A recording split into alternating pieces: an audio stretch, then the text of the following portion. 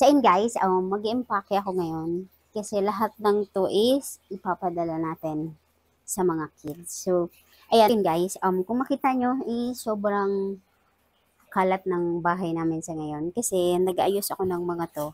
Mga gamit sa bahay, tapos yung mga pinapabili ng mga pamangkin ko. So, ipapadala ko to sa kanila, iayusin ko siya para hopefully is mapadala ko bukas. So, mainly actually to is yung mga gamit sa bahay, pinabili ni kuya, and then yung iba is mga ano lang, yun, mga pang-bake nila and everything, tapos mga food na, yung mga gusto lang naman nila, kasi lahat naman actually ng mga pagkain na bibili naman sa amin. Pero meron kasi silang mga specific na pagkain na yung mga binibilin. So, ayan, samahan niyo ako, impake natin lahat to.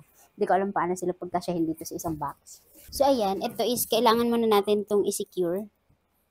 So, kailangan muna natin to i-tape para hindi siya matanggal.